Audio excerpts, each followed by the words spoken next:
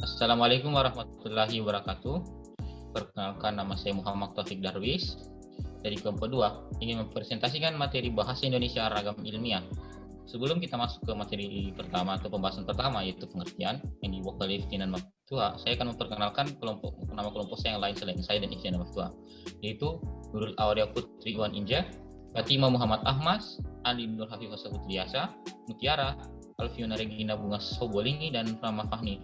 Itu tadi perkenalannya. Sekarang saya berikan kepada Tinan untuk mempresentasikan materi pertama, yaitu pengertian. Kepadanya saya persilahkan. Baik, terima kasih atas kesempatannya. Saya akan membawakan materi tentang pengertian ragam bahasa ilmiah.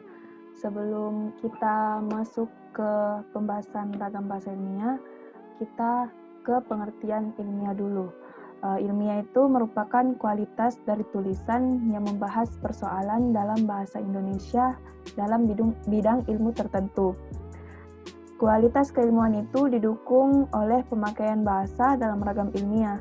Jadi, ragam bahasa ilmiah itu mempunyai sumbangan yang besar terhadap kualitas tulisan ilmiah. Ragam ilmiah merupakan pemakaian bahasa yang mewadahi dan mencerminkan sifat keilmuan dari karya ilmiah sebagai wadah. Ragam ilmiah harus menjadi ungkapan yang tepat bagi kerumitan pemikiran dalam karya ilmiah. Dari pemakaian ragam ilmiah itu, bukan saja tercermin sikap ilmiah, melainkan juga hati-hatian, kecendekiaan, kecermatan, kebijaksanaan atau wisdom, dan kecerdasan dari penulisnya. Kemudian, bahasa Indonesia ragam ilmiah merupakan salah satu ragam bahasa Indonesia yang digunakan dalam penulisan karya ilmiah dan juga sebagai bahasa yang digunakan untuk memaparkan fakta, konsep, prinsip, teori, atau gabungan dari keempatnya. Bahasa Indonesia diharapkan dapat menjadi media yang efektif untuk komunikasi ilmiah, baik secara tertulis maupun lisan. Selanjutnya saya serahkan ke moderator. Iya, terima kasih atas pengumumannya. Sekarang kita lanjut ke ranah penggunaan. Ranah penggunaan ini akan dilanjutkan oleh Nurul. Saya persilahkan kepada Nurul untuk mempresentasikannya. Silakan kepada Nurul. Baiklah, saya akan menjelaskan tentang ranah penggunaan bahasa ragam ilmiah. Yang pertama, laporan berbentuk naskah. Contohnya, artikel makalah, laporan penelitian, dan laporan surat. Yang kedua yaitu skripsi pada S1, tesis pada S2, dan disertasi pada S3. Yang ketiga yaitu laporan pekerjaan yang berbentuk surat atau naskah. Dan yang keempat ialah laporan pertanggungjawaban. Contohnya laporan kegiatan keuangan, laporan pemegang saham.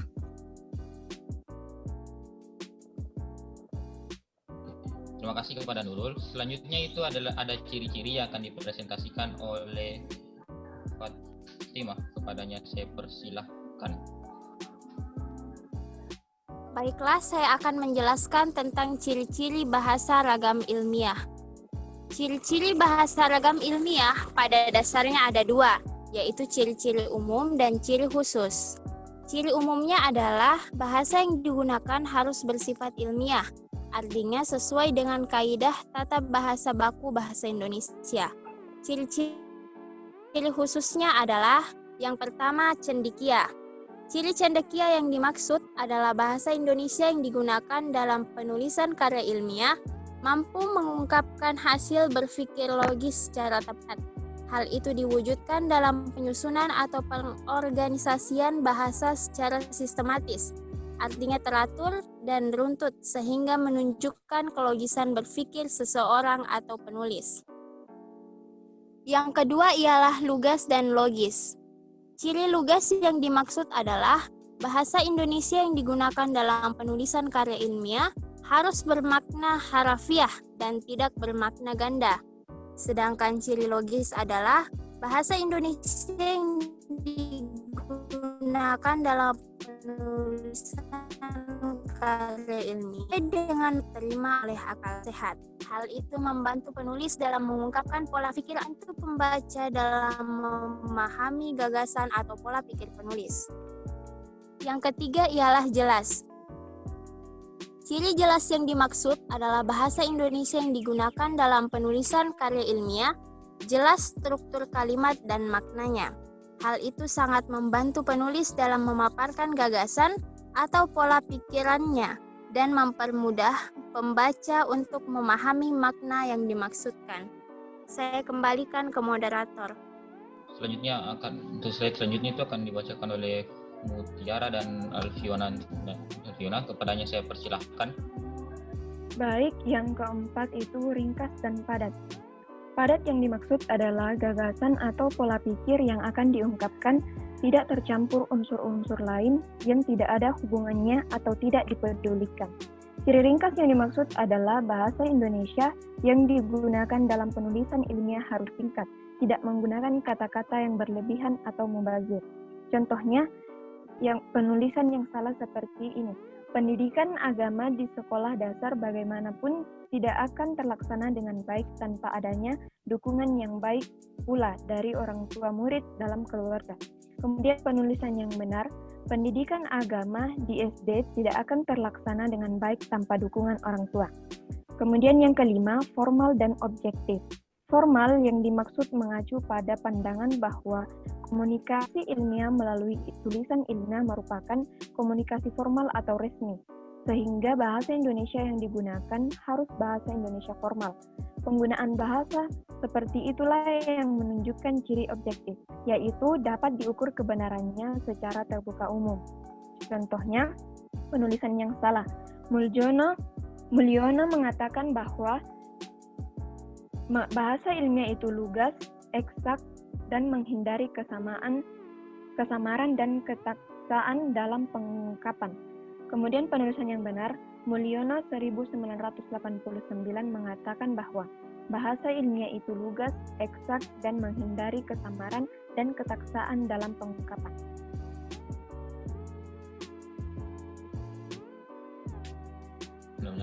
Slide selanjutnya itu akan dilanjutkan oleh Alfiona. Kepadanya saya persilahkan. Ciri-ciri yang keenam yaitu gagasan sebagai pangkal tolak. Artinya bahasa yang digunakan dalam penulisan karya ilmiah harus berorientasi pada gagasan atau pola pikir, bukan pada penulis. Gagasan sebagai pangkal tolak terkait dengan objektivitas. Dari ciri-ciri ini memiliki dua contoh, yaitu yang salah dan yang benar. Contoh yang salah yaitu kita semua tahu bahwa pendidikan itu di lingkungan keluarga sangat penting dalam menanamkan moral Pancasila. Dan yang benarnya yaitu perlu diketahui bahwa pendidikan di lingkungan keluarga sangat penting dalam penanaman moral Pancasila. Yang ketujuh yaitu konsisten. Artinya bahasa Indonesia yang digunakan dalam penulisan karya ilmiah mulai dari tataran terkecil sampai dengan tataran terbesar dan terluas harus taat asas atau selalu menggunakan bentuk-bentuk atau unsur-unsur tersebut dari awal tulisan sampai akhir tulisan. Di sini juga memiliki dua contoh, yaitu yang salah dan yang benar. Yang salahnya, pelucutan senjata di wilayah Bosnia itu tidak penting bagi Muslim Bosnia. Untuk mereka yang penting adalah pencabutan embargo senjata. Dan yang benarnya yaitu pelucutan senjata di wilayah Bosnia itu tidak penting bagi Muslim Bosnia. Bagi mereka yang penting adalah pencabutan embargo senjata. Ciri-ciri yang terakhir yaitu penggunaan istilah teknis. Artinya penggunaan bahasa tersebut secara dominan harus bertolak pada objek yang dibicarakan dan bukan pada penulis secara pribadi. Oleh karena itu, penulis harus menghindari penggunaan kata saya, kami, dan kita. Ciri penggunaan istilah teknis yang dimaksud adalah bahasa Indonesia yang digunakan dalam penulisan karya ilmiah harus berfungsi sebagai wacana teknis, artinya sesuai dengan bidang keilmuannya yang dilengkapi dengan peristilahan teknis yang meliputi penulisan angka, lambang, dan istilah sesuai dengan bidang ilmu. Ciri-ciri ini memiliki dua contoh, yaitu yang benar dan yang salah. Yang salahnya yaitu Hazard Analysis Critical Control Point atau HACCP adalah sistem penjaminan mutu dan keamanan pangan yang sangat dianjurkan oleh Badan Keamanan Pangan Internasional Codex Alimentarius Commission untuk diterapkan di industri pangan. Dan yang benarnya yaitu Hazard Analysis Critical Control Point adalah sistem penjaminan mutu dan keamanan pangan yang sangat dianjurkan oleh Badan Keamanan Pangan Internasional Codex Alimentarius Commission untuk diterapkan di industri pangan. Oke, itulah tadi pembacaan materi oleh teman-teman saya. Sebelum kita mengakhiri presentasi ini, kita akan baca kesimpulan, yaitu kepada Andi Nur Hovifah Saputri, saya persilahkan untuk membacakan kesimpulannya. Kepadanya saya persilahkan. Baik, saya akan membacakan kesimpulan dari materi kelompok kami. Dalam kehidupan sosial dan sehari-hari masyarakat Indonesia, baik secara lisan maupun tulisan, menggunakan berbagai bahasa daerah, termasuk dialeknya, bahasa Indonesia, dan atau bahasa asing, bahkan dalam situasi tertentu. Bahasa Indonesia Ragam Ilmiah merupakan salah satu ragam bahasa Indonesia yang digunakan dalam penulisan karya ilmiah sebagai bahasa yang digunakan untuk memaparkan fakta, konsep, prinsip, teori, atau gabungan dari keempatnya. Bahasa Indonesia diharapkan dapat menjadi media yang efektif untuk komunikasi ilmiah, baik secara tertulis maupun lisan. Ranah penggunaan bahasa ragam ilmiah meliputi laporan berbentuk naskah, skripsi pada S1, tesis pada S2, disertasi pada S3, laporan pekerjaan yang berbentuk surat atau naskah, laporan pertanggungjawaban. Kemudian ciri-ciri bahasa ragam ilmiah meliputi cendekia, lugas dan logis, jelas, ringkas dan padat, formal dan objektif, gagasan sebagai pangkal tolak, penggunaan istilah teknis, dan konsisten. Mungkin hanya itu yang dapat saya sampaikan. Selanjutnya saya akan menyerahkan ke moderator. Terima kasih kepada Andi Nur Hovifah telah memberikan kesimpulan atas materi ini. Semoga materi tadi menjadi pembelajaran bagi saya dan kita semua. Dasar kata mohon dimaafkan. Wabillahi taufiq wal hidayah. Wassalamualaikum warahmatullahi wabarakatuh dan selamat sore.